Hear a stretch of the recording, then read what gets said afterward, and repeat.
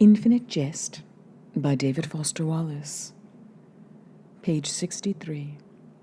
As of year of the Depend adult undergarment. The Enfield Tennis Academy has been in accredited operation for 3 pre-subsidized years, and then 8 subsidized years.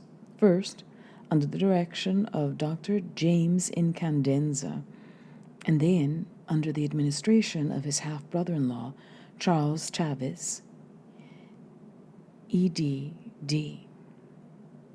James Orwin Incandenza, the only child of a former top U.S. junior tennis player and then promising young pre-method actor who, during the interval of J.O. Incandenza's early formative years, had become a disrespected and largely unemployable actor, driven back to his native Tucson, Arizona, and dividing his remaining energies between stints as a tennis pro at ranch-type resorts and then short-run productions at something called the Desert Beat Theater Project. The father, a dipsomaniacal tragedian, progressively crippled by obsessions with death, by spider bite and by stage fright, and with a bitterness of ambiguous origin but consuming intensity toward the method school of professional acting and its more promising exponents, a father who, somewhere around the nadir of his professional fortunes, apparently decided to go down to his raid-sprayed basement workshop and build a promising junior athlete the way other fathers might restore vintage autos or build ships inside bottles or like refinished chairs, etc. James Incandenza proved a withdrawn but compliant student of the game and soon a gifted junior player. Tall, bespectacled, domineering at net, who used tennis scholarships to finance on his own private secondary and then higher education at places just about as far away from the U.S. Southwest as one could get without drowning. The United States government's prestigious ONR financed his doctorate in optical physics, fulfilling something of a childhood dream. His strategic value during the federal interval G. Ford, early G. Bush, as more or less the top applied geometrical optics man in the ONR and SAC, designing neutron scattering reflectors for thermostrategic weapons systems, then in the Atomic Energy Commission, where his development of gamma refractive indices for lithium anodized lenses and panels is commonly regarded as one of the big half-dozen discoveries that made possible cold annular fusion and approximate energy independence for the U.S. and its various allies and protectorates. His optical acumen translated after an early retirement from the public sector into a patented fortune in rear-view mirrors, light-sensitive eyewear, holographic birthday and Christmas greeting cartridges, videophonic tableaus, homolocene cartography software, non-fluorescent public lighting systems, and film equipment. Then, in the optative retirement from hard sciences that building and opening a USTA-accredited and pedagogically experimental tennis academy apparently represented for him, into après-garde experimental and conceptual film work, too far either ahead of its time or behind its time, possibly, to be much appreciated at the time of his death in the year of the trial-sized Dove Bar. Although a lot of it, the experimental and conceptual film work, was admittedly just plain pretentious and unengaging and bad, and probably not helped at all by the man's very gradual spiral into the crippling dipsomania of his late father. The tall, ungainly, socially challenged, and hard-drinking Dr. Incandenza's May-December marriage to one of the few bona fide bombshell-type females in North American academia, the extremely tall and high-strung but also extremely pretty and gainly and teetotaling and classy Dr. Avril Mondragon, the only female academic ever to hold the MacDonald Chair in prescriptive usage at the Royal Victoria College of McGill University, whom Incandenza met at U-Toronto Conference on Reflective versus Reflexive Systems, was rendered even more romantic by the bureaucratic tribulations involved in obtaining an exit and then an entrance visa, to say nothing of a green card for even a U.S.-spoused Professor Mondragon, whose involvement, however demonstrably non-violent, with certain members of the Quebecois separatist left while in graduate school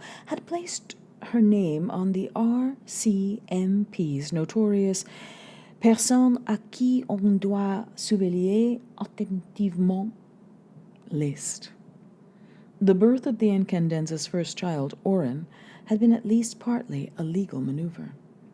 It is known that during the last 5 years of his life, Dr. James Incandenza liquidated his assets and patent licenses, ceded control over most of the Enfield Tennis Academy's operations to his wife's half-brother, a former engineer, most recently employed in amateur sports administration at Throppinghamshire Provincial College, New Brunswick, Canada, and devoted his unimpaired hours almost exclusively to the production of documentaries, technically recondite art films, and mordantly obscure and obsessively dramatic cartridges, leaving behind a substantial, given the late age at which he bloomed creatively, number of completed films and cartridges, some of which have earned a small academic following for their technical feck, and for a pathos that was somehow both surreally abstract and CNS-rendingly melodramatic at the same time. Professor James Incandenza Jr.'s untimely suicide at 54 was held a great loss in at least 3 worlds. President J. Gentle, F.C., acting on behalf of the U.S. DD's ONR and ONAN post-annular AEC, conferred a posthumous citation and conveyed his condolences by classified ARPANET electronic mail. Incandenza's burial in Quebec, Lillette County, was twice delayed by annular hyperfloration cycles. Cornell University Press announced plans for a festschrift. Certain leading young, quote, après-garde and anti-confluential filmmakers employed in their output for the year of the trial-sized Dove Bar certain oblique visual gestures, most involving the chiaroscuro lamping and custom lens effects, for which Incandenza's distinctive deep focus was known. That paid the sort of deep insider's elegiac tribute no audience could be expected to notice. An interview with Incandenza was posthumously included in a book on the genesis of annulation, and those of ETA's junior players whose hypertrophied arms could fit inside them wore black bands on court for almost a year. Denver, Colorado, 1 November, year of the Depend adult undergarment. "I hate this," Oren yells out to whoever glides near. He doesn't loop or spiral like the showboats. He sort of tacks, the gliding equivalent of snowplowing, unspectacular and aiming to get it over ASAP and intact. The fake Red Wings nylon clatters in an updraft. Ill-glued feathers keep peeling off and rising. The updraft is the oxides from Mile High's thousands of open mouths. Far and away the loudest stadium any place. He feels like a dick.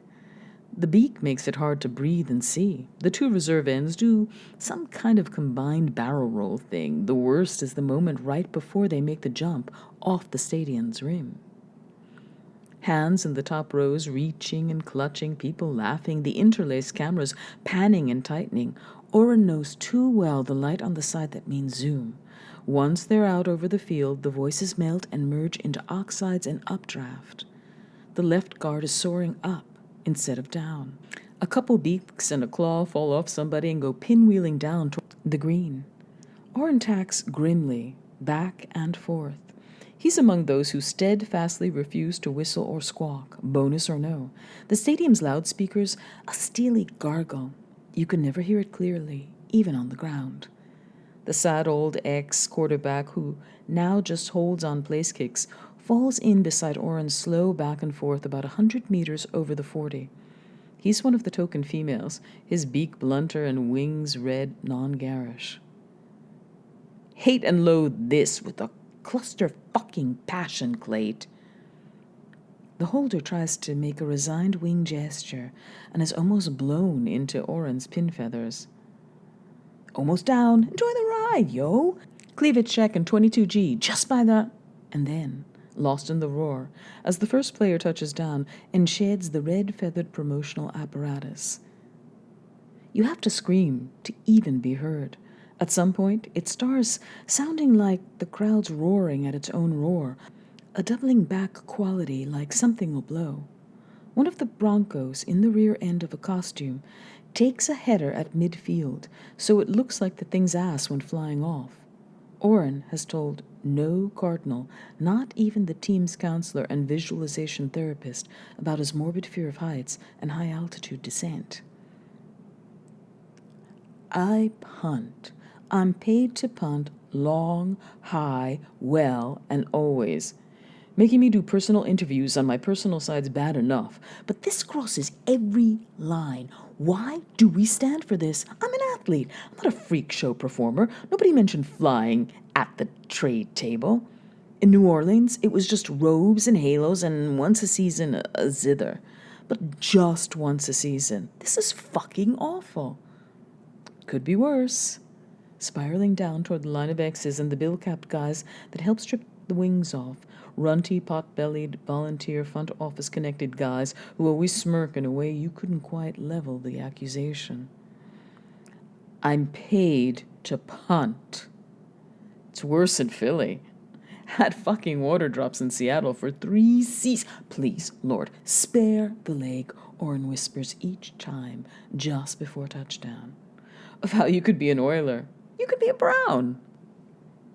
The organo-psychedelic music mole, an isozazolol alkaloid derived from Amanita muscaria, a.k.a.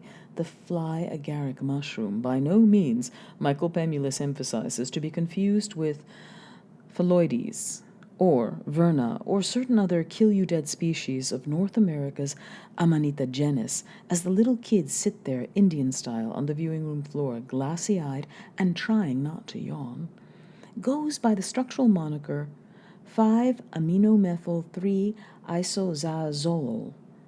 Requires about maybe 10 to 20 oral milligrams per ingestion, making it 2 to 3 times as potent as psilocybin, and frequently results in the following alterations in consciousness, not reading or referring to notes in any way, a kind of semi-sleep-like trance with visions, elation, sensations of physical lightness and increased strength, heightened sensual perceptions, synesthesia, and favorable distortions in body image.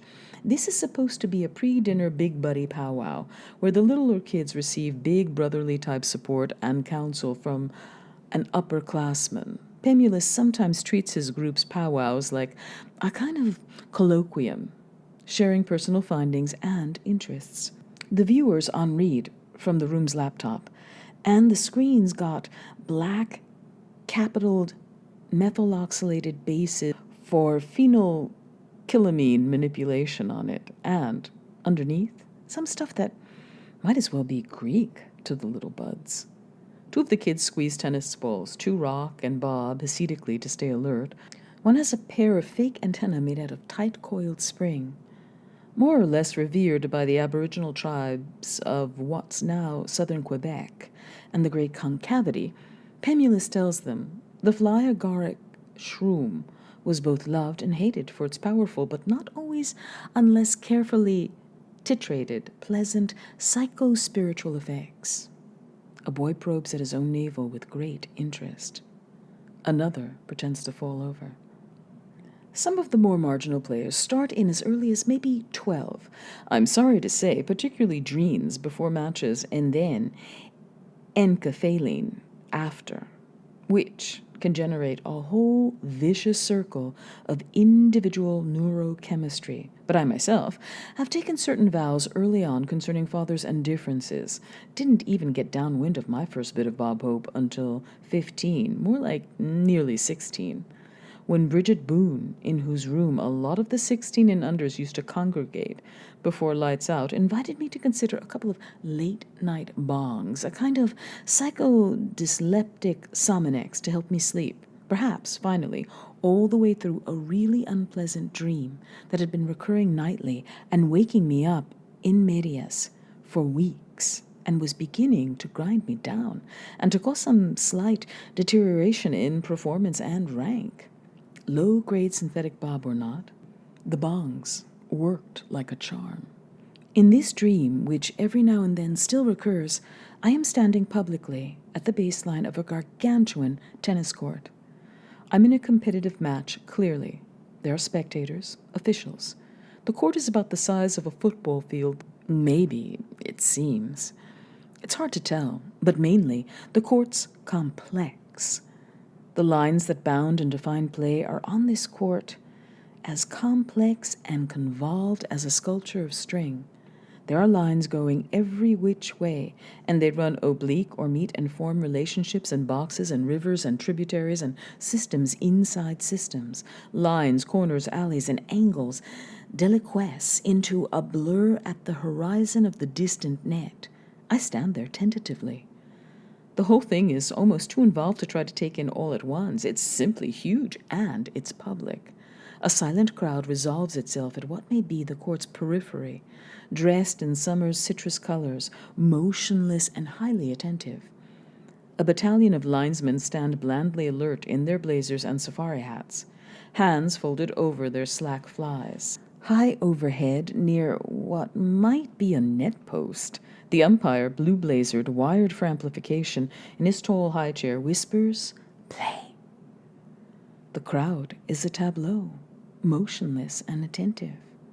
I twirl my stick in my hand and bounce a fresh yellow ball and try to figure out where in all that mess of lines I'm supposed to direct service.